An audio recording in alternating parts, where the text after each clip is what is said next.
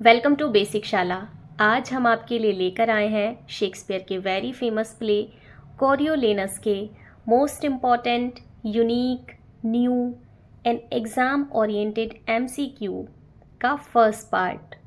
As usual इस play का ऐसा कोई भी क्वेश्चन नहीं बचा है जो हमने स्किप किया हो। तो चलिए जल्दी से चेक कर लीजिए कि आपको कितने क्वेश्चंस के आंसर्स पता हैं एंड कितने आपको अभी याद करने हैं, ताकि आप अपने अपकमिंग एग्ज़ाम में बहुत अच्छा स्कोर कर सकें। वीडियो के लास्ट में हमें अपना स्कोर शेयर करना बिल्कुल भी ना भूलें। तो चलिए शुरू करते हैं आज का हमारा वीडियो हमारे पहले क्वेश्चन के साथ। And our question number 1 is The play opens in Rome shortly after the explosion of the dash kings. नाटक की शुरुआत रोम में किन राजाओं के निष्कासन के तुरंत बाद होती है? बाल्कन, टारक्विन, द प्लेबियन या फिर the patrician? This is patrician.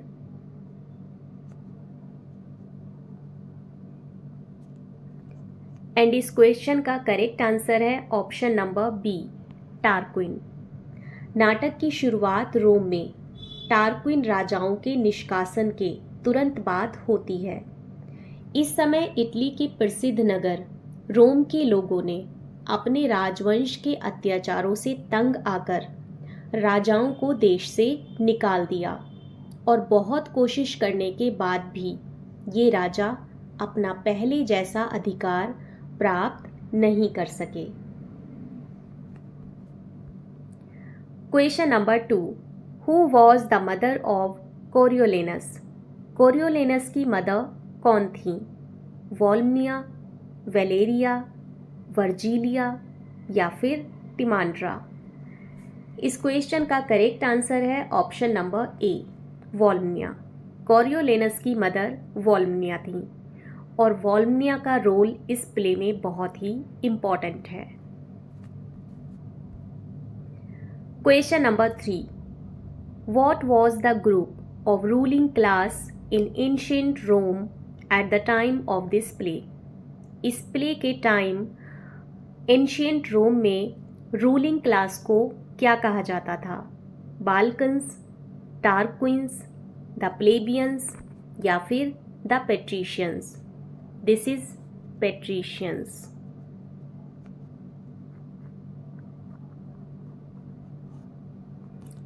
And इस क्वेश्चन का करेक्ट आंसर है option number D, the patricians. उस समय रोम में उच्च और नीच जातियों में दुश्मनी थी।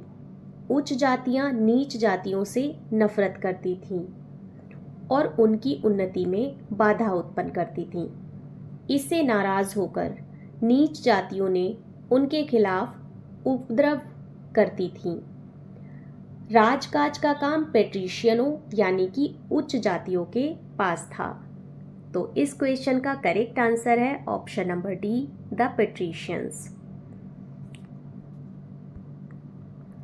Question number 4, what was the general body of free Roman citizens?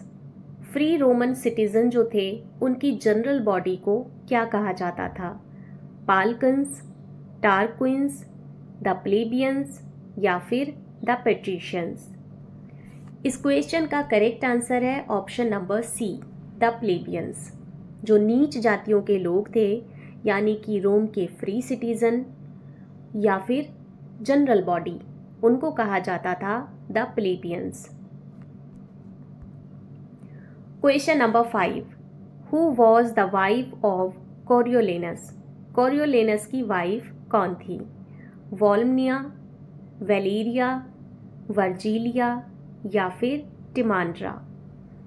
इस क्वेश्चन का करेक्ट आंसर है ऑप्शन नंबर सी, वर्जिलिया।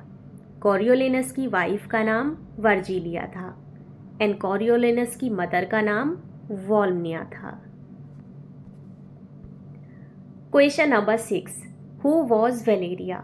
वेलेरिया कौन थी? Coriolanus sister, Volumnia's friend, Virgilia's friend या फिर वर्जिलिया सिस्टर? इस क्वेश्चन का करेक्ट आंसर है option number C, Virgilia's friend. Valeria जो थी वो कोरियोलेनस की वाइफ वर्जिलिया की फ्रेंड थी। Question number 7, who were known as commoners. Commoners किन्हें कहा जाता था? बाल्कन्स, टारक्विंस, द प्लेबियंस या फिर द पेट्रिशियंस। इस क्वेश्चन का करेक्ट आंसर भी है option number C, the plebeians.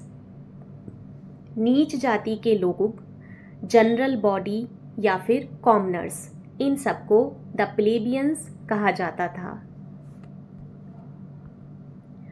Question number 8, who were having enmity with the plebeians. Plebeians के साथ एनमिटी किसको थी? बाल्कन्स, टारक्विंस, द प्लेबियंस या फिर the patricians. This is पेट्रिशियंस।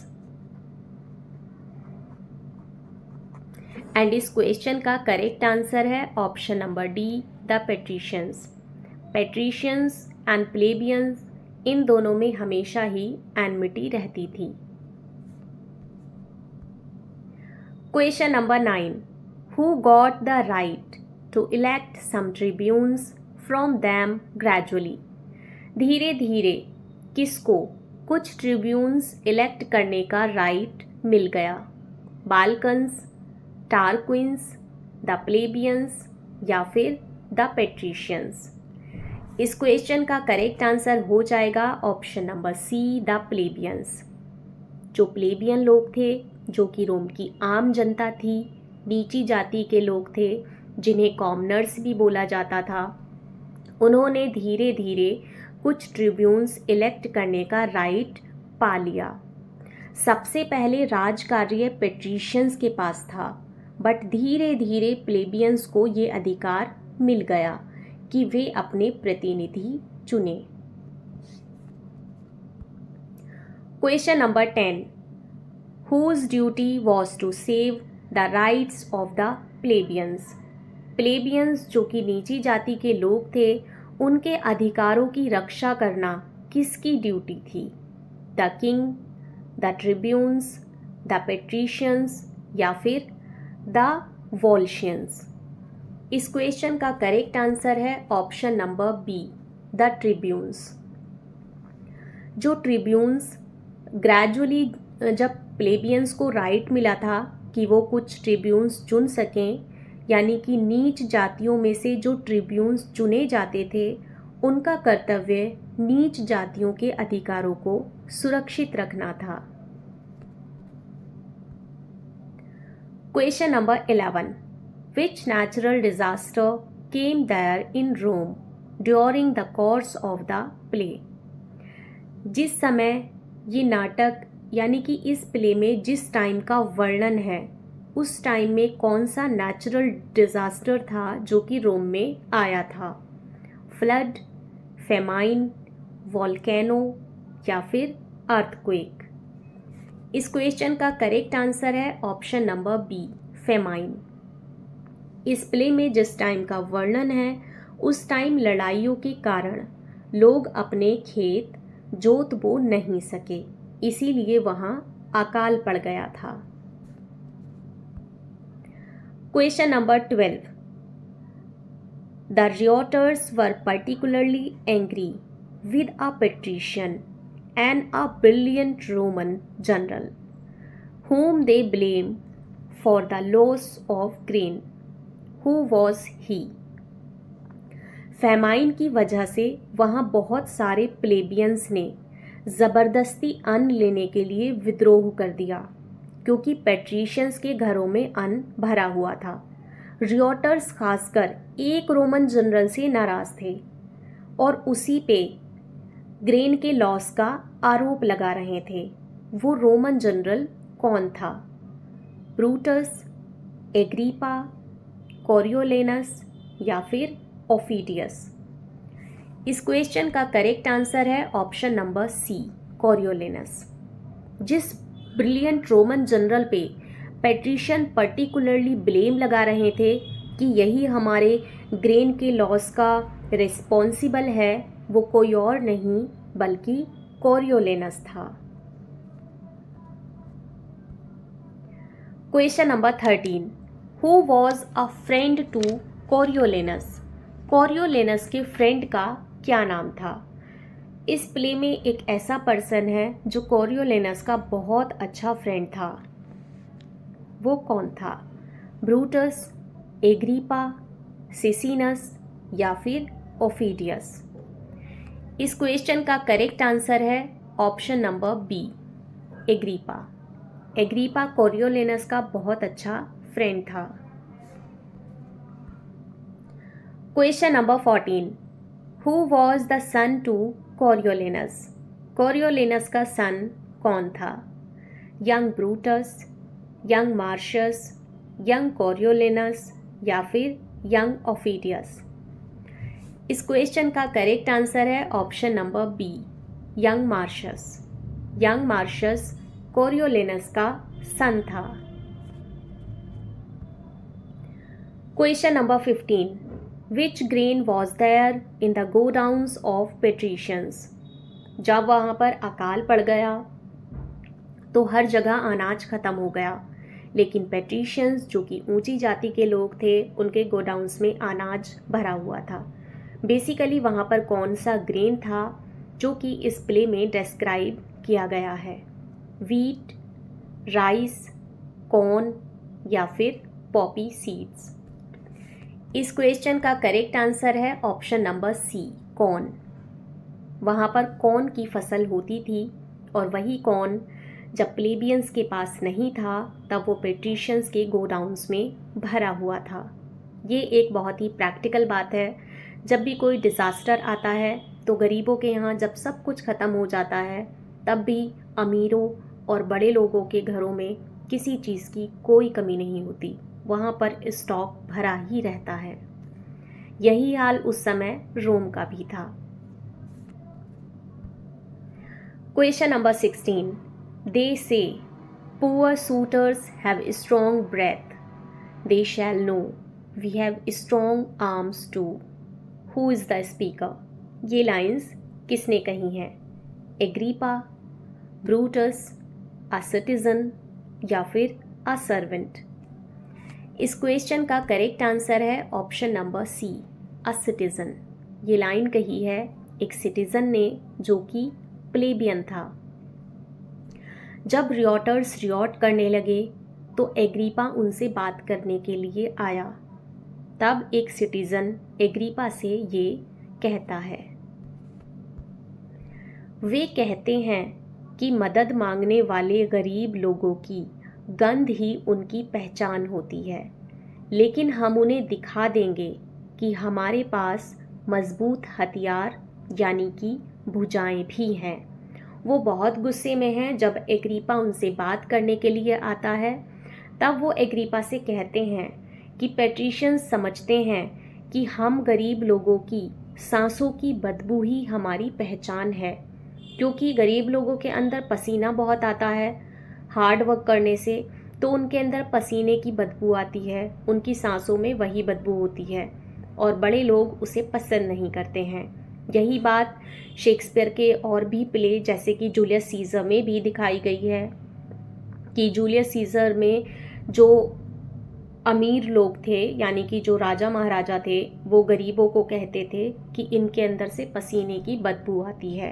Same यही थिंग है, बिकॉज ये भी शेक्सपियर का एक रोमन प्ले है, जूलियस सीजर भी एक रोमन प्ले है और एक और रोमन प्ले है शेक्सपियर का, उसका नाम आपको हमें कमेंट सेक्शन में कमेंट करके बताना है।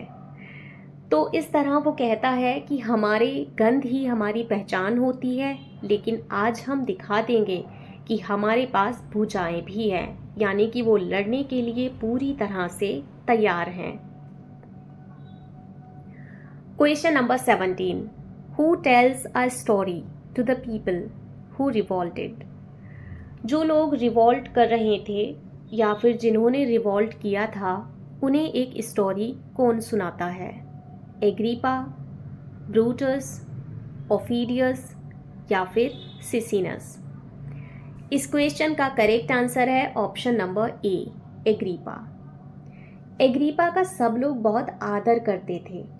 एग्रीपा ने विद्रोहियों को शांत करने के लिए उन्हें एक कहानी सुनाई। Question number 18। Hunger broke stone walls that dog must eat. That meat was made for months. That the gods send not. Corn for the rich man only. Who is the speaker? ये लाइंस किसने कही हैं? Agrippa, Brutus, कोरियोलेनस या फिर ओफिडियस? इस question का correct answer है ऑप्शन नंबर सी, कोरियोलेनस। ये लाइंस कही हैं कोरियोलेनस ने, and these are very important line of the play कोरियोलेनस।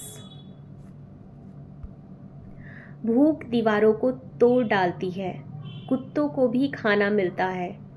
ईश्वर ने अन्न केवल धनी पुरुषों के लिए ही नहीं दिया है। इस लाइन के स्पीकर प्ले में कोरियोलेनस हैं। Question number 19। How many tribunes were the plebeians given the right to choose? जब प्लेबियंस को कुछ ट्रिब्यून्स चुनने का राइट मिला तो उन्हें कितने ट्रिब्यून्स चुनने का राइट मिला? 3, 5, 8 या फिर 10? इस क्वेश्चन का करेक्ट आंसर है ऑप्शन नंबर बी, 5। प्लेबियंस यानी विद्रोहियों को शांत करने के लिए 5 ट्रिब्यून्स या प्रतिनिधि चुनने का अधिकार दे दिया गया। Question number 20। Who were the selected ट्रिब्यून्स from rebellions? उन रेबेलियंस में से जो सिलेक्टेड ट्रिब्यून्स थे वो कौन कौन थे? Agrippa and Brutus, Brutus and Sicinius, Sicinius and Aufidius या फिर ओफिडियस एंड ब्रूटस? इस क्वेश्चन का करेक्ट आंसर है option number B, Brutus and सिसिनस।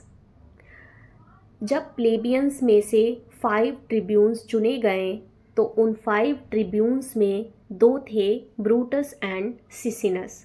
इनके अलावा 3 ट्रिब्यून्स और थे। Question number 21। Who attacked Rome at the same time? उसी समय जब रोम में ये सब चल रहा था, प्लेबियंस एंड पेट्रिशियंस आपस में लड़ाई कर रहे थे, एंड प्लेबियंस को कुछ ट्रिब्यून्स इलेक्ट करने का राइट भी मिल गया था। तब किसने रोम पर अटैक कर दिया? वॉल्सीज, इजिप्शियन, वेनीशियन या फिर बाल्कन्स? इस क्वेश्चन का करेक्ट आंसर है ऑप्शन नंबर ए, वॉल्सीज। उसी समय रोम पर वॉल्सी लोग चढ़ाई की तैयारी कर रहे थे।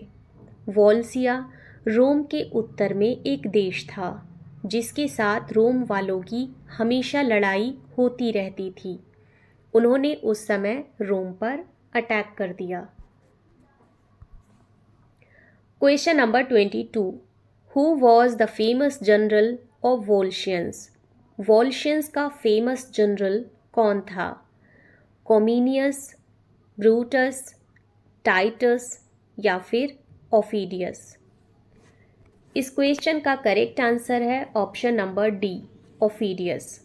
ओफिडियस जो था वो वॉल्शियंस का एक फेमस जनरल था। ओफिडियस वॉल्सिया का एक फेमस सेनापति था और मार्शस के अलावा और कोई मनुष्य ऐसा नहीं था जो इस भयानक शत्रु का सामना कर सकता था। यानी कि ये जो ओफिडियस था ये बहुत ही फेमस और करेजस जनरल था वॉल्शियंस का। Question number 23।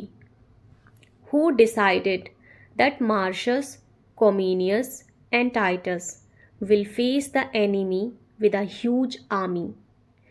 किसने ये फैसला लिया कि मार्शस, कॉमिनस एंड टाइटस एक बड़ी सेना लेकर शत्रु का सामना करें?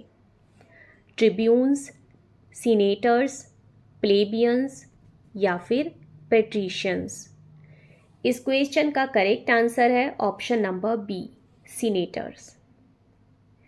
सीनेटर्स ने यह फैसला लिया कि मार्शस, कॉमिनियस एंड टाइटस एक बड़ी सेना लेकर शत्रु का सामना करेंगे। Question number 24, he is a lion that I am proud to hunt, who said. ये लाइन किसने कही है? एग्रीपा, ब्रूटस, कोरियोलेनस या फिर ओफिडियस। इस क्वेश्चन का करेक्ट आंसर है ऑप्शन नंबर सी, कोरियोलेनस। ये लाइंस कही हैं कोरियोलेनस ने। वह एक शेर है जिसे मैं गर्व से शिकार बनाना चाहता हूँ। ये लाइन कोरियोलेनस ने कही है ओफिडियस के बारे में। ओफिडियस इतना करेजस है कि कोरियोलेनस उसे शेर कहकर एड्रेस करता है और उसे शिकार बनाना चाहता है। Question number 25, better be held nor more attend than by a place below the first, for what miscarries shall be the general fault, though he perform to the utmost of a man and giddy censor, who is the speaker। ये लाइंस किसने कही हैं? Brutus, कोरियोलेनस, Brutus, एग्रीपा या फिर a servant. इस question का correct answer है ऑप्शन नंबर बी, ब्रूटस। ये लाइंस कही हैं ब्रूटस ने एंड ये लाइंस भी इम्पोर्टेंट हैं। दूसरे नंबर पर होने पर प्रसिद्धि सबसे आसानी से मिलती है। नेता को हमेशा गलत होने की जिम्मेदारी लेनी पड़ती है, भले ही वह अपना सर्वश्रेष्ठ प्रयास करे। These are also very practical line कि जो फर्स्ट नंबर पे होता है उसे जिम्मेदारी लेनी पड़ती है और जो सेकंड नंबर पे होता है वो हमेशा सबसे ज़्यादा फायदे में होता है। Question number 26, it was no better than picture like to hang by the wall, if renown made it not stir, was pleased to let him seek danger where he was like to find fame, who is the speaker। ये लाइंस किसने कही हैं? वॉल्मिया, वर्जीलिया, Valeria या फिर कोरियोलेनस। इस question का correct answer है ऑप्शन नंबर ए, वॉल्मिया। ये लाइंस कही हैं कोरियोलेनस की मदर वॉल्मिया ने and these are also very important line of this play. घर में सुस्त पड़े रहने से यशस्वी होना अच्छा है, इसीलिए मैंने उसे युद्ध की परेशानियों में भेज दिया था और वहाँ से वह विजयी होकर आया है। ये लाइन वॉल्मिया कहती है अपने बेटे कोरियोलेनस के बारे में। Question number 27, I sprang not more in joy at first hearing he was a man child than now in first seeing he had proved himself a man, who said। ये लाइंस किसने कही हैं? These are also very important lines। वॉल्मिया, वर्जीलिया, ओफिडियस या फिर कोरियोलेनस। इस question का correct answer भी है ऑप्शन नंबर ए, वॉल्मिया। ये लाइंस भी वॉल्मिया ने कही हैं।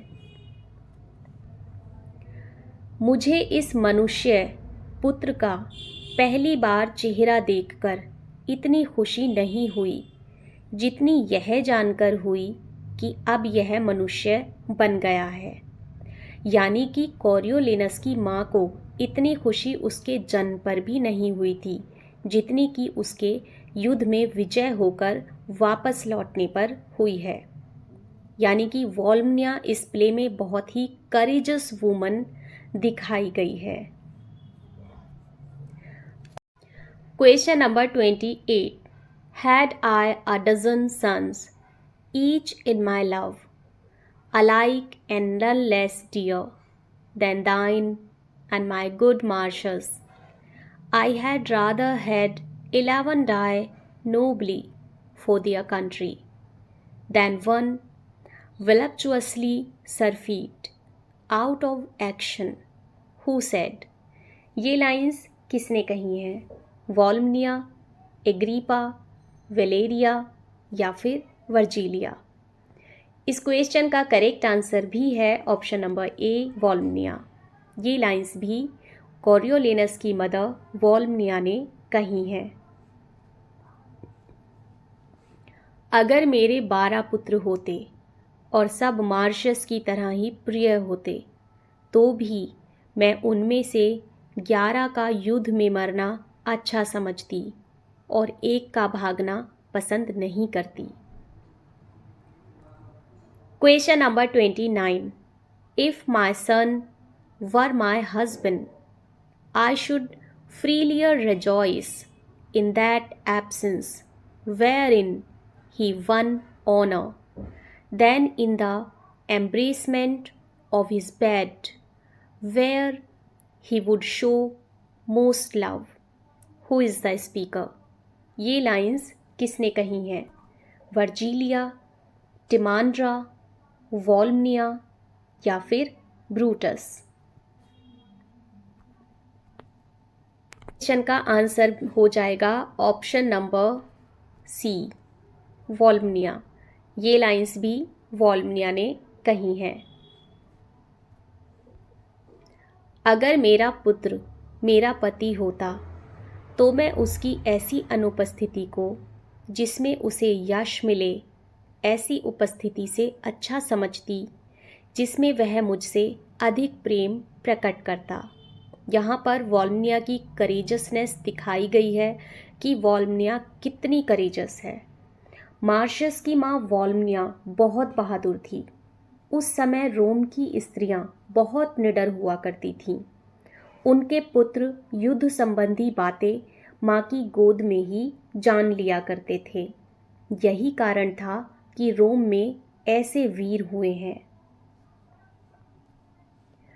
Question number 30, who gives the news to Virgilia and Volumnia that Volsces been defeated? Volsces हार चुके हैं, ये न्यूज़ वर्जीलिया एंड वॉल्मिया को कौन देता है? वेलेरिया, अ मैसेंजर, ब्रूटस या फिर एग्रीपा? इस क्वेश्चन का करेक्ट आंसर है ऑप्शन नंबर ए, वेलेरिया। वर्जीलिया की फ्रेंड वेलेरिया उनके घर आकर वर्जीलिया और वॉल्मिया को ये न्यूज़ देती है कि वॉल्सीज हार चुके हैं। Question number 31, when Valeria came to give the news, this is came to give the news of war to them, what they were doing। जब वेलेरिया वर्जीलिया की फ्रेंड उन दोनों को, वर्जीलिया एंड वॉल्मिया को, वॉर की अपडेट देने के लिए आती है कि वॉल्सीज हार गए हैं और कोरियोलेनस विजयी होकर वापस आ रहा है, तब वो दोनों क्या काम कर रही हैं? स्टिचिंग, निटिंग, कुकिंग सपर या फिर प्लेइंग विद कोरियोलेनस सन? इस क्वेश्चन का करेक्ट आंसर है ऑप्शन नंबर ए, स्टिचिंग। वो दोनों वॉल्मिया एंड वर्जीलिया कुछ कपड़े सिल रही हैं। तो फ्रेंड्स, ये तो था शेक्सपियर के वेरी फेमस प्ले कोरियोलेनस के most important, unique, new and exam oriented MCQ series का फर्स्ट पार्ट। आई होप ये आपके एग्ज़ाम के लिए बहुत ही फ्रूटफुल होगा। वीडियो के नेक्स्ट पार्ट में जल्दी ही हम फिर आपसे मिलेंगे। तब तक अगर आपको वीडियो पसंद आई हो तो वीडियो को लाइक एंड शेयर कर दीजिएगा एंड चैनल को सब्सक्राइब कर लीजिएगा। इन कमेंट सेक्शन में हमें अच्छे से कमेंट भी कर दीजिएगा। आपके कमेंट्स हमारे लिए बहुत वैल्यूबल है। तो फ्रेंड्स, ऐसे ही more important and exam oriented questions देखने के लिए बने रहिए हमारे साथ, देखते रहिए बेसिक शाला।